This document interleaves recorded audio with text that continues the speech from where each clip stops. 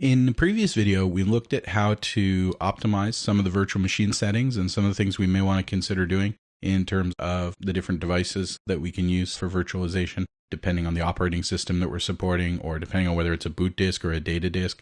What I'd like to talk about in this video is resource reservations and limits and how we can apply them to either guarantee a certain level of performance or ensure that a machine doesn't use excessive amounts of capacity beyond what we really intended for it to use, just because it has a lot of demand or something.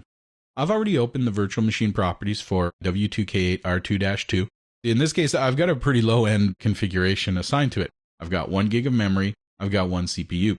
Potentially, we can go and add to that, depending on what operating system we're running inside that virtual machine. We may be able to hot add memory and hot add CPUs. But in this case, we're never going to use more than 1 core, and we're never going to use more than 1 gig of RAM. Virtual machines will not use more than their declared resources. However, I may want to ensure that this small amount of memory I've set aside for it is always available. It is certainly possible that VMware will page almost all of this virtual machine out to disk if we have swap available. So we may want to prevent that from happening and guarantee that this meager amount of resources I'm providing to it are always going to be there no matter what's happening on the system. So if I go over to the resources, you'll see that under memory, I could just reserve all guest memory, and I can say in this case, I've said 1 gig, and that's the 1 gig you're going to get, and that's an easy way to do it. But we can also go and say, well, I want to reserve a certain proportion of that. Maybe I want to keep 512 megs. And that means that in memory, in physical RAM, I'm always going to have 512 megs allocated to that virtual machine, no matter what. When this machine turns on, if there's not 512 megs of physical RAM available or can't be made available, this machine will not be able to be powered on. So we need to be a little careful. Often we're going to use oversubscription, and we're going to have more virtual resources declared than the actual physical resources in the host. Or maybe we're even going farther with this and we're looking at something like a DRS cluster. That's okay, but if we do that and then start trying to guarantee it, well, that's not going to be okay. For the meager amount of memory that I've given it, I don't probably need to steal a lot of it back. But if I wanted to, I could say, well, you know what? I don't really want you using more than 768 megs in this case. It may have been better to not give it that memory in the first place. If I set a limit here, the virtual machine thinks it has access to 1 gig of memory. I've set a limit here, but anything above this 768 meg boundary is going to go straight into the paging file for VMware.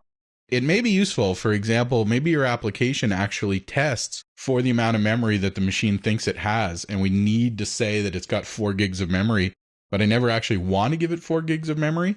I could do these sorts of limits. It's best if I just don't declare it, but if I wanted to change the declared amount of memory, I'd have to shut the virtual machine down, change it, and then bring it back up. And again, if my app doesn't like that, we could just tell it that it has basically 4 gigs of virtual memory available, and then start limiting it this way. We can also do the same thing for CPU, and we can dedicate an exact amount of CPU time or a limit. Now, one virtual CPU always runs on 1 physical core, or 1 logical core if we're using something like hyper-threading, and it will never go beyond that. If I have multiple virtual CPUs, then each one of those virtual CPUs have to run simultaneously, so we'll have to wait for a couple of cores to be available, but we can specify an exact amount of aggregate usage that we want here, even if it's slightly more than the capacity of 1 physical CPU, so long as I have 2 virtual CPUs to be able to do that. Now, all of these reservation and limit numbers can get a little tricky, and it can really be difficult to keep track of what you've allocated here and keep up with it and make sure that what you'd set 6 months ago is still appropriate and, all of those sorts of issues. So what we may want to do, instead of reserving and limiting resources this way, we may be better off using shares. When we use shares, the resources are basically available to everyone so long as there's no competition. Once we start to have a shortage of resources, then machines who have shares that are higher than the other machines will get a priority for that resource. If I have one virtual machine whose shares are set to normal for CPU and another who's set to high for CPU, that virtual machine will get twice as much priority to the CPU. Now, of course, as we expand out the number of virtual machines on our hosts, it could be a little difficult to actually, visualize exactly who's going to get what resources in any given time. But we can use resource pools to basically set these types of properties on groups of machines as well. And we're going to take a look at that in another video. So the shares can work well and can just basically allow us to set effectively a priority. We can also go in and use custom and start specifying some numbers here. Don't really think of this as any exact amount of megahertz or anything like that. just try to think of it in terms of a weighted average. So if we take this and we add it together with all the other virtual machines running on that host, or all the other virtual machines running in that resource pool or in that DRS cluster, those are the numbers that count. And if I've got one who's got a share of 1 and another who's got a share of 2, well, one's twice as much as the other, and that's all there is that we need to do. So we don't really have to worry about tying these numbers back to anything. But they're nice big round numbers, so we can, find little sweet spots and things in between if we need to. We're definitely better off in most cases to look at things like DRS and resource pools to do this on groups of machines. From a disk perspective, the options are a little different. We can't really guarantee disk performance because that's typically going to be done on a SAN, and that's going to be outside of our control. Now, if you're using Enterprise Edition and your SAN supports it, you may be able to get some level of quality of service on the SAN, but a typical VMware installation won't have that. So we can limit the amount of I/O that we generate, the number of I/Os per second, and we can use shares, and that's pretty much all that we get.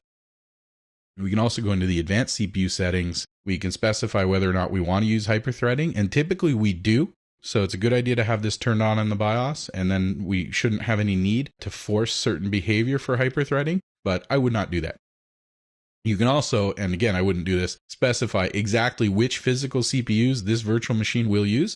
There's very little reason to do that, and that will actually block you from doing vMotion. So I definitely would not suggest it, but it is available if you're having trouble or testing something. So that gives us a little bit of an idea as to how we can use the reservations and limits, but we'll see more details of how all this works on a larger scale when we look at resource pools in an upcoming video.